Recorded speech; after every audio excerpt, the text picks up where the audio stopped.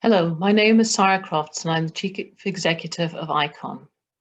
ICON is the Institute of Conservation, the professional body that represents and supports the practice and profession of conservation. We champion excellence in conservation and promote the value of caring for our shared cultural heritage. We support our members through skills development, networking opportunities, advocacy, education and training. And we aim to be the authoritative source of information on conservation in practice. This is a very short presentation that I developed for an RSA event about heritage and sustainability. I'm not an expert in climate action, though I am trying to make sure that ICON plays its part in delivering a sustainable future. Environmental sustainability has been mainstreamed into many areas of our lives: transport, food, travel and clothing, and even politics to a degree. The arts sector has also made good progress in reducing its carbon footprint. I'm particularly aware of the excellent work being done in the museum sector, supported by Julie's Bicycle and others. So I find myself wondering why other parts of the heritage sector aren't making changes as quickly as we need to. Why is environmental sustainability not at the top of everyone's priorities list or written into their strategic aims? This seems odd to me, as I would argue that environmental sustainability grew out of the same beginnings as the conservation movement. Here's John Ruskin, an art critic with a passion for architecture, who also championed the sensitive care of old buildings. Interestingly for me, when Ruskin talked about the need to care for the whole of our environment, he framed this as being a good custodian. We need to protect our environment in the fullest sense for future generations. Perhaps we in the heritage sector need to recapture the spirit and way of thinking. Ruskin inspired William Morris, founder of the Society for the Protection of Ancient Buildings in 1877. Morris was a socialist as well as a campaigner for the protection of old buildings. And I was recently struck by the thought that if we compare his thinking with the UN's Sustainable Development Goals, we find a strong correlation.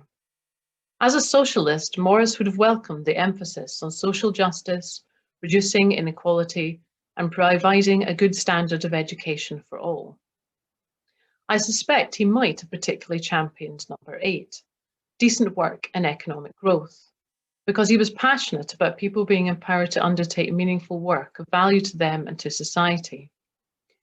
In Useful Work versus Useless Toil in 1884, for example, Morris argued that modern society was based on the production of vast quantities of waste, of trifling luxury goods for the rich and poor, shoddy, substandard products for the poor. We can see some themes there that tie with today's concerns about consumption and carbon costs. So where did we lose the fundamental connection between caring for our cultural heritage, as Morris did, and the bigger societal picture? When did heritage become dissociated from its context and become other? When did it become commodified as a profession? And does this hamper us from achieving our aims and winning wider support? Perhaps a topic for a longer discussion.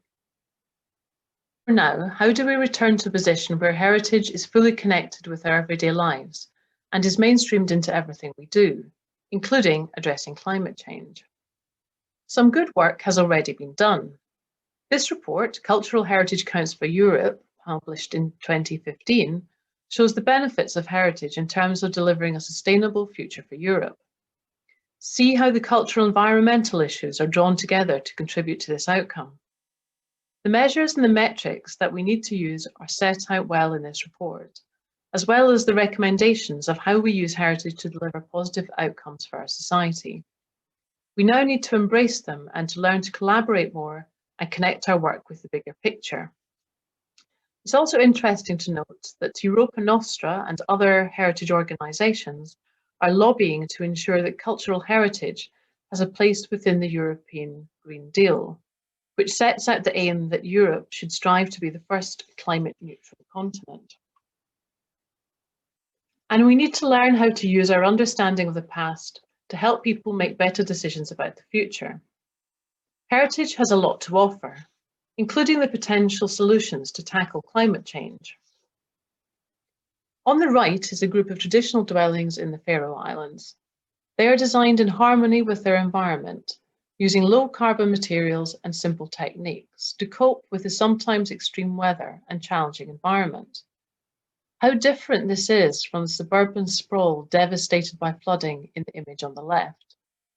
Professionals who understand traditional construction know how and where to build, or not, but this knowledge is not mainstreamed. It certainly should be.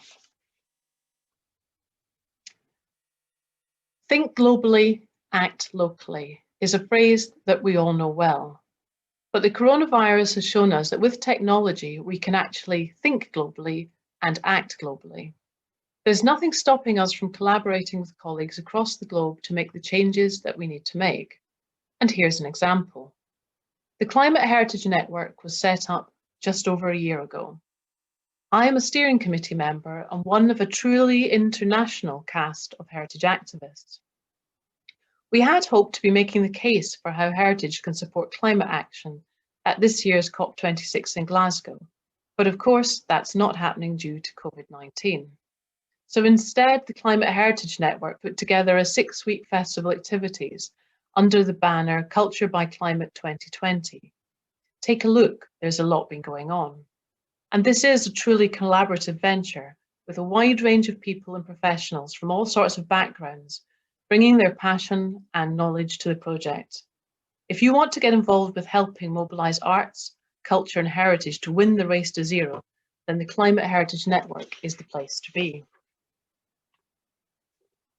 So that's why I support the work that ICON and others is doing on climate heritage action.